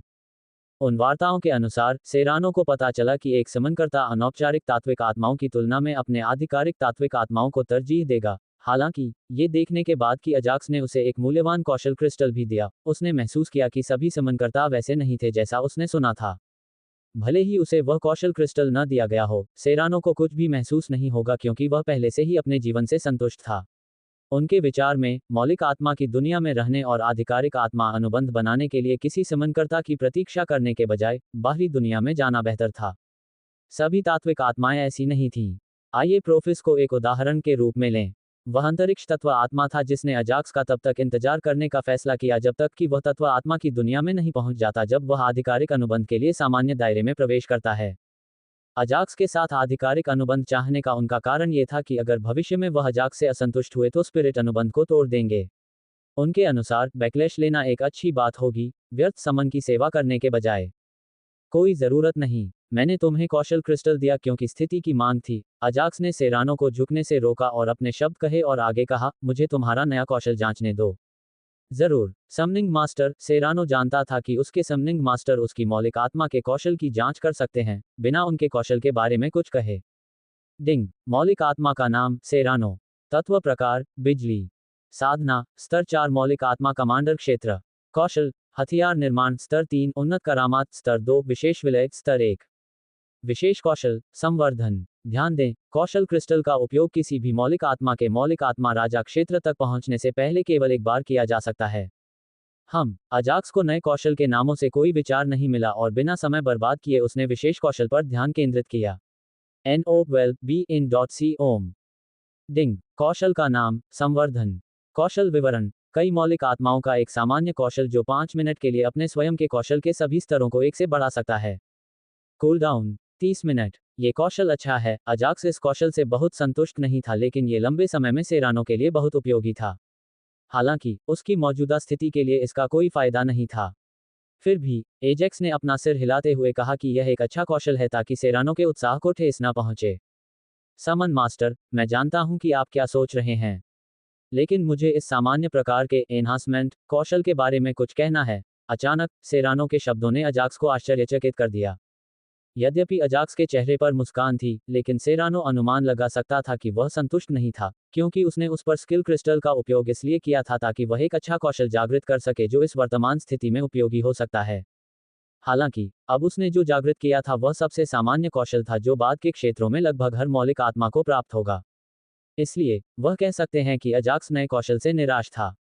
ओह, माफ करना सेरानो, मुझे उम्मीद नहीं थी कि तुम सबसे आम कौशल को जागृत कर पाओगे। तुम क्या कहना चाहते हो? अजाक्स ने माफी मांगी और पूछा कि वह उस कौशल के बारे में क्या कहना चाहता था। यद्यपि यह एक सामान्य प्रकार का कौशल था, लेकिन सहायक तात्विक आत्माओं के लिए यह एक असामान्य कौशल है। सेरानो ने अपना सिर हिलाया और चेहरे पर मुस्कान के साथ कहना जारी रखा, किसी सहायक तात्विक आत्मा के लिए इस कौशल को जागृत करना बहुत दुर्लभ था। क्या? अजाक्स को झटका लगा और इस विषय में उसकी रुचि बढ़ गई और उसने सेरानो द्वारा इस विषय पर अपनी व्याख्या पूरी करने की प्रतीक्षा की। चूंकि सहायक तात्विक आत्माओं को नियमित तात्विक आत्माओं की तुलना में अधिक शक्तिशाली माना जाता है, इसलिए उनमें वृद्धि कौशल जागृत नहीं होता है। इसलिए ये कौशल एक बहुत अच्छा कौशल है जो मेरे पास हो सकता है। यही कारण है कि मैं उत्साहित था। सेरानो ने अपनी व्याख्या पूरी करने के बाद अजाक्स की ओर देखा। ओह, सचमुच? तो यह अच्छी बात है कि कौशल क्रिस्टल का अच्छा उपयोग किया जा रहा है। हाहा, ये सुनने के बाद अजाक्स की पिछली निराशा दूर हो गई और उसके चेहरे पर एक वास्तविक मुस्कान छा गई। इसके अलावा इस कौशल की मदद से मेरा दूसरा कौशल इस स्थिति में बहुत मददगार है। सेरानो ने धीरे से अजाक्स से अपने दूसरे कौशल के बारे में कहा। उन्नत जादूगर। इससे पहले वह बिजली के हमलों को अवशोषित करने की जल्दी में था और उसने केवल सेरानो के अंतिम कौशल स्पेशल मर्ज की जांच की थी। हाँ, समनिंग मास्टर, क्या आपने पहले ही इसकी जांच नहीं की? इस बार सेरानो ही अजाक्स के साथ उलझन में था। अब तक सेरानो को लगा कि अजाक्स को उसके दूसरे कौशल के बारे में पहले से ही पता होगा। हालांकि अजाक्स के चेहरे से उसे समझ आ गया कि उसके स्वामी ने इसकी जांच नहीं की है। इसके बारे में सोचते हुए अजाक्स ने तुरंत सेरानो के दूसरे कौशल पर ध्यान केंद्रित किया। डिंग। कौशल का नाम उन्नत करामात स्तर 2। प्रभाव 10 मिनट के लिए हथियारों या कलाकृतियों की शक्ति को एक निश्चित प्रतिशत तक बढ़ाता है। नोट। मौलिक आत्मा के प्रथम कौशल द्वारा उत्पादित हथियारों को 70% तक मंत्रमुग्ध किया जा सकता है, जबकि अन्य हथियारों को उनकी मूल शक्ति के 50% तक मंत्रमुग्ध किया जा सकता है। Cooldown 30 minute. कौशल विवरण। एक दुर्लभ कौशल जो केवल बहुत कम तात्विक आत्माओं द्वारा जागृत किया जाएगा। मैं समय क्यों बर्बाद कर रहा हूं, जबकि मेरे पास ऐसा कौशल है जो मेरी वर्तमान स्थिति के लिए उपयोगी है। जब अजाक्स ने सेरानो के एडवांस एन्चेंटमेंट कौशल के बारे में जानकारी देखी तो वह खुद पर मुस्कुराया। इससे मैं स्वर्ग के विध्वंसक की शक्ति को 50% तक बढ़ा सकता हूं। हालांकि मुझे नहीं पता कि यह कितना प्रभावी होगा। मुझे उम्मीद है कि यह एल्डक्वेरेक के लिए कुछ उपयोगी होगा। अजाक्स ने सोचा कि इस कौशल के साथ एल्डक्वेरेक की मदद करने की उसकी संभावनाएं बहुत बढ़ गई हैं। हा, सेरानो, आपने एक यादृच्छिक कौशल क्रिस्टल का उपयोग करके जो कौशल जागृत किया है, वह अंततः वर्तमान संकट के लिए उपयोगी है। अजाक्स ने जोर से हंसते हुए अपना सिर हिलाया। यद्यपि संवर्धन कौशल केवल एक सामान्य कौशल था, ये उन्नत करामात कौशल के स्तर को स्तर 2 से स्तर 3 तक बढ़ा सकता था और इससे हथियारों या कलाकृतियों को मंत्रमुग्ध करने का प्रतिशत बढ़ जाता था। अजाक्स को पहले से ही पता था कि सेरानो का हथियार बनाने का कौशल कितना अच्छा था, इसलिए इस उन्नत जादू के साथ साथ संवर्धन कौशल के साथ अजाक्स को अंततः मुख्य बिजली हमले पर हमला करने में आत्मविश्वास महसूस हुआ। बाहर आओ, सेरानो। चूंकि उसे पर्याप्त आत्मविश्वास था, इसलिए अजाक्स ने अब और संकोच नहीं किया और अपनी आत्मिक चेतना के रूप से बाहर आकर सेरानो को अपनी आंतरिक दुनिया से बाहर बुलाया। जैसे ही अजाक्स सेरानो के साथ अपनी आंतरिक दुनिया से बाहर आ रहा था, सभी बुजुर्गों ने अपने नए प्राप्त साधना क्षेत्रों को समेकित किया और एक दूसरे से बात करना शुरू कर दिया। जनजाति का नेता इस मुख्य बिजली हमले को नष्ट कर देगा, है न? ईका, जो सभी बुजुर्गों में सबसे छोटा था, ने क्वेरेक की ओर देखते हुए चिंतित होकर अन्य बुजुर्गों से पूछा, जो बिजली हमले के कारण असमंजस में था। क्या आप भूल गए? जनजाति नेता क्वेरेक ने अभी भी अपने सबसे शक्तिशाली कौशल में से एक का उपयोग नहीं किया है। क्राइलव ने पहले क्वेरेक को देखा और फिर ईका को देखा और फिर उसे शांत करते हुए कुछ शक्तिशाली कौशल का उल्लेख किया। वह इसे नष्ट करने के लिए सही समय का इंतजार कर रहा है, और जब वह ऐसा करेगा तो आप निश्चित रूप से आश्चर्यचकित होंगे। हाहा, एल्डर क्रेटोल हल्के से हंसे और जमीन से उठ खड़े हुए। उसकी हंसी देखकर हॉक कप्तान को छोड़कर उस क्षेत्र में मौजूद सभी लोगों ने अपनी भौहें उठाईं और पहले बुजुर्ग की ओर देखा, जो रहस्यमय तरीके से व्यवहार कर रहा था। ये जनजाति के नेता का आदेश है कि जब तक वह बिजली के हमले को नष्ट नहीं कर देता, तब तक कोई भी जानकारी न दी जाए। जब उसने अपने साथी बुजुर्गों के चेहरों पर भाव देखे, तो प्रथम बुजुर्ग ने अपना सिर हिलाया और कहा कि वह इसके बारे में कुछ नहीं कह सकता। सभी बुजुर्ग ये शब्द सुनकर निराश हो गए और उत्सुकता से अपने कबीले के नेता की ओर देखने लगे और आगे क्या होगा इसकी प्रतीक्षा करने लगे। वैसे, क्या किसी ने देखा कि अजाक्स की साधना का स्तर कुलीन कमांडर क्षेत्र के स्तर 1 तक पहुंच गया है? जैसे कि उसे अचानक कुछ याद आया, ईका ने अजाक्स की ओर इशारा किया, जो उनके दृष्टिकोण में साधना कर रहा था, और क्राइलव से पूछा, जो उसके बगल में था। हाँ, उसकी साधना अब कुलीन कमांडर क्षेत्र का स्तर 1 है। क्राइल ने अजाक्स को देखा और उसकी बात पर सहमति जताते हुए अपना सिर हिलाया। क्या तुम्हें कुछ अजीब नहीं लग रहा? ईका ने क्राइव को घूर कर देखा और अपने पास खड़े अन्य बुजुर्गों से पूछना जारी रखा। उसकी उन्नति में कुछ भी गलत नहीं है, क्योंकि उसने प्रकृति के समृद्ध बिजली के सार को अवशोषित कर लिया है, और यह मत भूलो कि उसने बिजली के 5 हमलों को भी अवशोषित कर लिया है, जो बिजली के कष्ट बादलों द्वारा जारी किए जाते हैं। क्राइल ने उसकी घूरती नजर पर कोई आपत्ति नहीं की, क्योंकि वह उसे अपनी छोटी बहन मानता था और यह उन दोनों के बीच आम बात थी। मेरे मूर्ख भाई, प्रकृति के सौम्य सार को अवशोषित करने से पहले ही वह कुलीन कमांडर क्षेत्र के स्तर 1 पर पहुंच गया था, और उसने प्रकृति के सौम्य बिजली सार को भी अवशोषित कर लिया था, लेकिन फिर भी उसे अपनी साधना में कोई सफलता नहीं मिली। तो तुम क्या सोचते हो? ईका ने हल्के से क्राइव के सिर पर मारा और अजाक्स की साधना सफलताओं के बारे में एक लंबी व्याख्या की। सचमुच? क्राइल और क्राइल एक साथ चिल्लाए, जैसे वे चौंक गए हों। ये सही है। वे ईका के स्पष्टीकरण से हैरान थे। चूंकि नष्ट हुई बिजली के प्रहार से प्रकृति के हल्के बिजली के सार को अवशोषित करने के बाद सफलता न प्राप्त करना एक असंभव बात थी। इससे पहले वे अजाक्स या उसकी साधना पर ध्यान केंद्रित नहीं कर रहे थे, क्योंकि वे पहले से ही संकटग्रस्त स्थिति में थे। इसलिए वे अजाक्स द्वारा प्रकृति के सौम्य सार को आत्मसात करने के बाद भी कोई सफलता न मिलने से हैरान थे। जब वे अजाक्स के साधना स्तर पर चर्चा कर रहे थे, तो उन्होंने क्वेरिक की दर्दनाक चीख सुनी और तुरंत अपना सिर अपने कबीले के नेता की ओर घुमाया। जनजाति नेता, क्या आप ठीक हैं? कृपया उस शक्तिशाली कौशल का उपयोग करें। हम आपके बलिदान पर कोई आश्चर्य नहीं चाहते।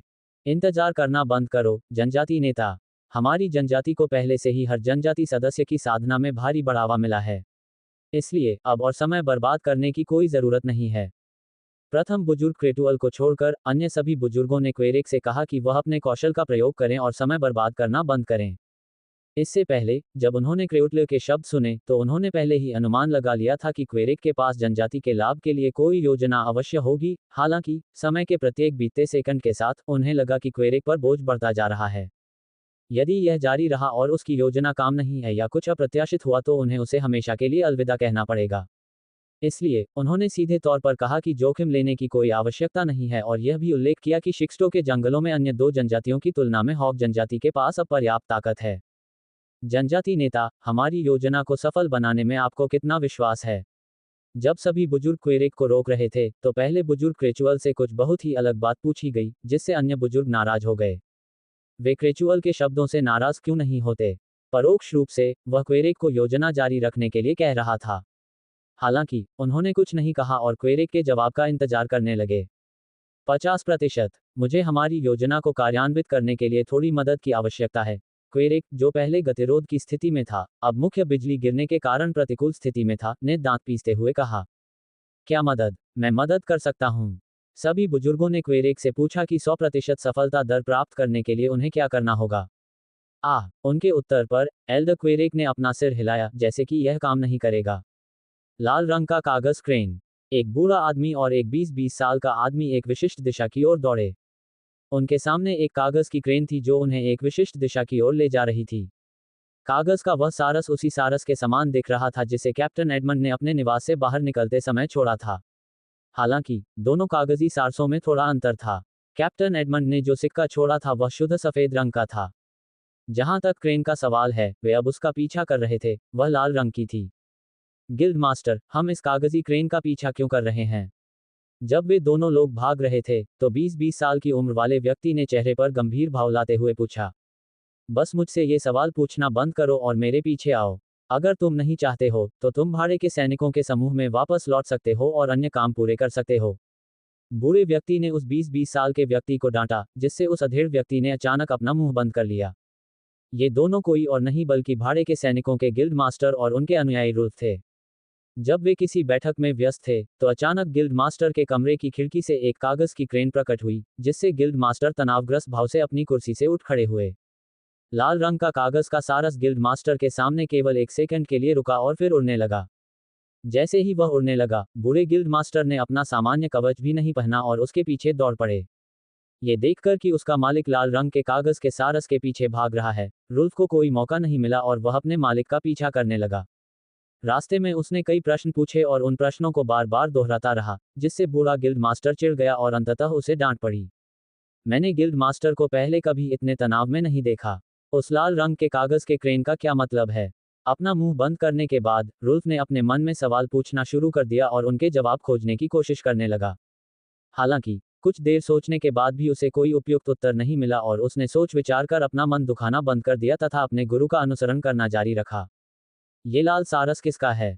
इस बार ये किस मुसीबत में फंस गए? रुल्फ ने सोचना बंद कर दिया और बूढ़ा गिल्ड मास्टर लाल रंग के कागज के सारस के मालिक के बारे में सोचने लगा। शापित जंगल के मध्य भाग की सीमा में हम कहाँ हैं? कैप्टन एडमंड अचानक अपनी नींद से जाग उठे और तुरंत अपने आसपास देखने लगे। ओह, एक और सपना। उसने अपना सिर हिलाया क्योंकि उसे याद आ गया कि चोटों के साथ सोने से पहले क्या क्या हुआ था। चूंकि वह बुरी तरह घायल हो गए थे, इसलिए कैप्टन एडमंड लगभग 3-4 घंटे तक सोए रहे और उन्हें अभी भी नींद आ रही थी, क्योंकि उनकी चोटें अभी भी पूरी तरह से ठीक नहीं हुई थीं। यद्यपि वे शापित जंगल के मध्य भाग में थे, फिर भी वे सभी शांति से सो रहे थे और यहाँ तक कि कैप्टन एडमंड भी यही चाहता था। इसका कारण ये था कि उनकी रक्षा बर्बर शिकारी दारबाउद द्वारा की जाती थी। सभी को उसकी ताकत पर पूरा भरोसा था और यहाँ तक कि कैप्टन एडमंड को भी लगता था कि वह अपने सभी तुरुप के पत्ते इस्तेमाल किए बिना या खुद को नुकसान पहुंचाए बिना उससे नहीं जीत सकता। इसलिए उन्होंने कुछ देर आराम करने का निर्णय लिया। एक और बुरा सपना। जब वह अपनी चोटों को ठीक करने के लिए सोने जा रहा था, तो कैप्टन एडमंड ने दूर से एक जानी पहचानी आवाज सुनी। जब उसने अपना सिर घुमाया तो उसे अपने दोस्त का चेहरा दिखाई दिया। बूढ़े उदो, मुझ पर छिपकर हमला करना बंद करो। मैं अभी बुरी तरह डर गया था, कैप्टन एडमंड ने उदो को घूरते हुए कहा। हालांकि आवाज जानी पहचानी थी, लेकिन कैप्टन एडमंड को उम्मीद नहीं थी कि उडो अचानक उसके पीछे आ जाएगा। इसके अलावा उसने पहले ही उडो को ज़रोचेस्टर प्रांत पर आत्मा जानवरों की भीड़ और दानव घेराबंदी के बारे में सूचित करने के एक छोटे से काम पर भेजा था। इसलिए कैप्टन एडमंड को यह उम्मीद नहीं थी कि उडो उन्हें आश्चर्यचकित कर देगा। हे, एडमंड के शब्दों पर उडो अपनी छोटी सफ़ेद दाढ़ी को सहलाते हुए शर्मिंदगी से हंसने लगा। मैंने तुम्हें जो काम सौंपा था उसका क्या हुआ? क्या तुमने उसे पूरा किया? एडमंड ने अपना सिर हिलाया और मिशन के विवरण के बारे में पूछा। गिल्ड मास्टर भाड़े के सैनिकों के गिल्ड में नहीं था, इसलिए मैं उसे दानव की घेराबंदी या आत्मा जानवरों की भीड़ के बारे में सूचित नहीं कर सका। उडो ने अपना सिर हिलाया, लेकिन फिर भी उसने जारी रखा, हालांकि मैंने सारा को इसके बारे में सूचित किया और उससे कहा कि जैसे ही गिल्ड मास्टर भाड़े के सैनिकों के गिल्ड में वापस आए, वह ये जानकारी उसे दे दे। क्या वह गिल्ड में नहीं है? इस कमरे में आराम से बैठकर अतीत की कुछ घटनाओं के बारे में सोचने के अलावा उसके पास कोई और काम नहीं हो सकता। एडमंड ये सुनकर हैरान रह गया कि गिल्ड मास्टर भाड़े के सैनिकों के गिल्ड में मौजूद नहीं था। गिल्ड मास्टर के बारे में अपनी समझ के अनुसार एडमंड जानता था कि यह गिल्ड मास्टर अपने कमरे से बाहर जाना पसंद नहीं करता जब तक कि यह बहुत महत्वपूर्ण न हो। वह महत्वपूर्ण बात क्या हो सकती है? एडमंड की पिछली तंद्रा तुरंत ही गायब हो गई, जब वह ये सोचने लगा कि क्यों गिल्ड मास्टर ने ऐसे समय में भाड़े के सैनिकों के गिल्ड को छोड़ दिया। सारा के अनुसार गिल्ड मास्टर और उसके अनुयायी दोनों ही एक कागज के क्रेन का पीछा करते हुए शापित जंगल की ओर भागते हुए दिखाई देते हैं। इसलिए वापस आते समय मैंने वही प्रवेश द्वार लिया जिससे वे शापित जंगल में प्रवेश करते थे, लेकिन मेरा उनसे सामना नहीं हुआ। जबकि एडमंड कारण के बारे में सोच रहा था, उडो ने कुछ और बताया जो उसे भाड़े के सैनिकों के गिल्ड की सुंदर सहायक से पता चला था। क्या कागज की क्रेन किस रंग की है? उदो के शब्द सुनते ही एडमंड तुरंत उठ खड़ा हुआ और कमजोर ढंग से लड़खड़ाते हुए उदो की ओर बढ़ा और चेहरे पर गंभीर भाव लाते हुए पूछा। रुको, कमजोर चाल से चल रहे एडमंड को देखकर उडो उसे सहारा देने के लिए आगे आया और बोला, मुझे लगता है ये गुलाबी या लाल है। सारा को भी कागज के सारस के रंग के बारे में स्पष्ट नहीं था। क्या लाल रंग का कागज का सारस? एडमंड का पहले से ही पीला चेहरा और भी पीला पड़ गया जब उसने उडो के शब्द सुने। वह रंग के बारे में स्पष्ट नहीं थी, उसने केवल इतना बताया कि यह गुलाबी या लाल रंग का कागज का क्रेन हो सकता है। जब उसने एडमंड के चेहरे पर पीलापन बढ़ता देखा, तो उसने एक बार फिर उस रंग के बारे में समझाने की कोशिश की। यहाँ कोई गुलाबी कागज के सारस नहीं है, केवल लाल कागज के सारस हैं। एडमंड ने अपना सिर हिलाया और शांति से सो रहे सभी धर्मपुत्रों और धर्मपुत्रियों की ओर देखा। मुझे लगता है, गिल्ड मास्टर और उनके अनुयायी उस सदस्य की मदद करेंगे जिसने लाल रंग के कागज के क्रेन का सही तरीके से इस्तेमाल किया है। आह, कैप्टन एडमंड ने दूर खड़े बर्बरियन की ओर देखते हुए आह भरी, जो उनकी रखवाली कर रहा था। वह जानता था कि वह उस लाल रंग की क्रेन का इस्तेमाल करने वाले की मदद करने की स्थिति में नहीं है और वह ये भी नहीं जानता था कि इसका इस्तेमाल करने वाला कौन है और वह इस समय कहाँ है। ये सब सोचते हुए एडमंड खुद को असहाय महसूस करने लगा और उसे उम्मीद थी कि गिल्ड मास्टर सही समय पर उनकी मदद करेगा। एडमंड, उस लाल रंग के कागज के सारस का वास्तव में क्या मतलब है? उदो ने एडमंड को उसके विश्राम स्थान पर वापस ले जाते हुए उससे पूछा। प्रकार के पेपर क्रेन। इसलिए उन्होंने यह उम्मीद करते हुए पूछा कि एडमंड उनके प्रश्न को नहीं छोड़ेंगे और सीधे उत्तर देंगे। तुमने मुझे सफेद रंग के कागज के क्रेन का उपयोग करते देखा है ना? एडमंड ने एक पल के लिए उडो की ओर देखा और कागज के क्रेन के बारे में बात करना शुरू कर दिया। यद्यपि उसका स्वर पूछने जैसा लग रहा था, फिर भी उसने उदो के उत्तर की प्रतीक्षा नहीं की और बोलना जारी रखा। वे सफेद रंग के कागज के सारस मुझे भाड़े के सैनिकों के गिल्ड मास्टर ने दिए हैं। यहाँ तक कहते हुए एडमंड ने अपना हाथ बाईं कोहनी पर रखा जो पहले विशाल चिमेरा जैसे राक्षस के साथ लड़ाई में घायल हो गई थी। लगता है घाव बढ़ रहे हैं। बेहतर होगा कि आप अब सो जाएं और थोड़ा आराम करें। आप बाद में इसके बारे में बता सकते हैं। जब उदो ने एडमंड के चेहरे पर पीड़ा भरे भाव देखे, तो उसने अपना सिर हिलाया और एडमंड को अपने सवालों से परेशान करना बंद करने का फैसला किया। ऐसा कहते हुए उसने एडमंड से दूर जाने से पहले उसे धीरे धीरे आराम की स्थिति में सहारा दिया। NO12BIN.C ओम। तुम यहीं आराम करो, मैं थोड़ी देर अजाक से बात करने जा रहा हूँ। उसके बाद उडो ने दूर से एडमंड से हल्के से कहा। पिछली बार जब उदो इस स्थान पर अजाक से मिला था तो वह कई प्रश्न पूछना चाहता था, लेकिन वह उनसे पूछ नहीं पाया क्योंकि वे राक्षस सेवक थे और अगले ही पल अजाक्स आयामी दरार में प्रवेश कर गया। इसलिए उसे कभी भी शापित जंगल में अजाक्स के जीवित रहने के बारे में अपनी शंका को पूछने का मौका नहीं मिला, तब भी नहीं जब पॉलिन इस हद तक घायल हो गया था कि उसके पास मुश्किल से कोई जीवन बचा था। रुको, मुझे इसके बारे में बात करने दो। जैसे ही उदो ने अजाक्स को खोजने का फैसला किया, उसने एडमंड की आवाज सुनी जिसने उसे बताया कि वह लाल रंग के कागज के क्रेन के बारे में बताएगा। तुम कभी नहीं बदले पुराने दोस्त। जब उसने एडमंड के शब्द सुने, तो उदो ने अपना सिर हिलाया और वापस एडमंड के पास आ गया और लाल रंग के कागज के क्रेन के बारे में सुनने के लिए उसके पास बैठ गया। जब से उदो को एडमंड के बारे में पता चला था, उसे पता था कि जब एडमंड कुछ करने का फैसला करता है, तो वह किसी की नहीं सुनता। इसलिए बिना किसी प्रतिशोध के उदो लाल रंग के कागज के सारसों के बारे में सुनने के लिए उसके पास बैठ गया।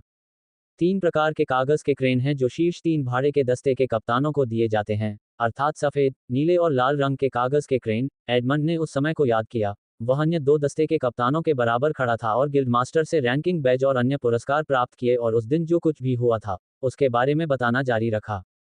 उस दिन एडमंड और अन्य 2 शीर्ष कप्तानों को एक बक्से में 3 प्रकार के रंगीन कागज के क्रेन मिले। उस बक्से में सफेद रंग के कागज के क्रेन के 5 सेट, नीले रंग के 3 प्रकार के क्रेन और केवल एक लाल रंग का कागज का क्रेन था। कागज के क्रेन के उपयोग के बारे में सुनने के बाद सभी कप्तानों ने अपना सिर हिलाया और चुपचाप बक्से को अपने अंतरिक्ष रिंग में रख दिया। यही तो उस दिन हुआ था। आह, एडमंड ने उस दिन गिल्ड मास्टर द्वारा कही गई बातों के बारे में बताने के बाद गहरी सांस ली, जब भाड़े के सैनिकों की टुकड़ियों को रैंक दी जा रही थी। तो इसका मतलब है कि अन्य 2 शीर्ष कप्तानों में से किसी ने उसे पहले ही ज़ोरोचेस्टर प्रांत पर राक्षसों के हमलों के बारे में सूचित कर दिया था। उदो को कोई आश्चर्य नहीं हुआ क्योंकि उसने पहले ही अनुमान लगा लिया था कि लाल रंग की क्रेन का उपयोग बहुत महत्वपूर्ण होना चाहिए। गिल्ड मास्टर ने उन लाल रंग के कागज के सारसों को केवल शीर्ष 3 कप्तानों को ही इसलिए दिया था क्योंकि वे ही एकमात्र भाड़े के सैनिक थे जो शापित जंगल या शापित रसातल में अधिक गहराई तक जाने में सक्षम थे। अन्य निम्न स्तरीय भाड़े के दस्ते के कप्तानों को केवल सफेद और नीले रंग के कागज के क्रेन दिए गए थे। यद्यपि ये कागज के सारस किसी अजीब प्रकार के कागज से बने थे, लेकिन वास्तव में ये काफी टिकाऊ थे और उन कागज के सारसों पर कुछ ऐसे चिन्ह थे जो उन्हें किसी भी बाधा को पार करने में सक्षम बनाते थे। कुछ लोग सोच रहे होंगे कि सफेद, नीले और लाल रंग के कागज के सारसों में वास्तविक अंतर क्या था, क्योंकि वे सभी एक जैसे दिखते थे। वास्तव में उनके बीच एक अंतर था और वह था गति। तीनों प्रकार के कागज के क्रेनों में से सफेद रंग वाला सबसे धीमा था और लाल रंग वाला सबसे तेज था, जबकि नीले रंग वाला न तो लाल रंग वाले कागज के क्रेन की तरह अधिक तेज था और न ही सफेद रंग वाले कागज के क्रेन की तरह अधिक धीमा था। मुझे लगता है, ये सबसे अधिक संभावना है कि उन 2 कप्तानों में से एक खतरे में है और अपने जीवन के लिए लड़ रहा होगा। उदो के शब्दों के जवाब में एडमंड ने कुछ अलग कहा जिससे उदो उलझन में पड़ गया, लेकिन उसने एडमंड से इसके बारे में नहीं पूछा और एडमंड के अगले शब्दों का इंतजार किया। दोनों कप्तान मानवता की खातिर लाल रंग के कागज के क्रेन का कभी इस्तेमाल नहीं करेंगे क्योंकि यह बहुत कीमती है। इसलिए मैं अनुमान लगा रहा हूं कि वे इस समय जीवन मरण की स्थिति में होंगे। कैप्टन एडमंड ने दोनों कप्तानों का मजाक उड़ाया, लेकिन उनके शब्दों में न तो घृणा थी और न ही गुस्सा। उनके अनुसार लाल रंग का कागज का सारस गिल्ड मास्टर की मदद से एक बार किसी भी खतरे से उनकी जान बचा सकता था, इसलिए वे इतने दयालु नहीं थे कि मानव जाति के खतरे के बारे में सूचना देने के लिए इतने खजाने को बर्बाद कर दें। एक और कारण भी था। कैप्टन एडमंड का दृढ़ विश्वास था कि चूंकि दोनों कैप्टन को या तो निकाल दिया गया था या फिर वे स्वेच्छा से अपने परिवार से नाता तोड़कर बाहर आ गए थे, इसलिए उन्हें कभी भी मानव जाति की परवाह नहीं थी। उन्हें बस इस दुनिया में ताकत हासिल करने और जीवित रहने की चिंता थी। ठीक है, तुम्हें थोड़ा आराम करने की जरूरत है, मैं डार्बाउडर के साथ पहरा दूंगा। ओदो खड़ा हुआ और एडमंड को थोड़ा आराम करने दिया, इससे पहले कि वह अजाक्स की खोज शुरू कर दे। वह कहाँ है? ओदो ने अपनी भौहें उठाईं जब उसने देखा कि शांति से सो रहे लोगों में अजाक्स नहीं था। मुझे लगता है मुझे उससे पूछना चाहिए। कुछ देर तक अजाक्स को खोजने के बाद भी ओदो उसे नहीं ढूंढ पाया और उसने दूर खड़े पहरेदार से पूछने का फैसला किया। नमस्ते दारबाउद, तुम्हारा स्वामी कहाँ है? यद्यपि बर्बर लोगों पर उसका ज्यादा प्रभाव नहीं था, फिर भी ओदो ने दो कारणों से दारबाउद के प्रति सम्मान दिखाया। एक, चूंकि अजाक्स उसका स्वामी था, इसलिए उसे उनके भाड़े के दस्ते का सदस्य माना जा सकता था। दूसरे, पिछली बार जब उसने दारबाउद को देखा था तो उसकी साधना उसकी अपनी साधना से कम थी, हालांकि अब उसकी ताकत उसके मित्र एडमंड के बराबर थी। मेरे मालिक कुछ मिनट पहले ही टहलने गए थे और वे 1 घंटे में वापस आ जाएंगे। यद्यपि अजाक्स को गए हुए 3 घंटे से अधिक हो चुके थे, लेकिन बर्बरीक ने कहा कि अजाक्स अभी अभी समूह से गया है, जिससे ओदो ने एक बार फिर अपनी भौहें चढ़ाईं। ओदो की तरह ही दारबाउडर का भी ओदो पर अच्छा प्रभाव नहीं था क्योंकि वह हमेशा अपने मालिक पर गुप्त रूप से नजर रखता था जो उसे पसंद नहीं था, लेकिन अजाक्स ने उसे ओदो से लड़ने से मना किया था। इसलिए उसने अपने असंतोष को नियंत्रित किया।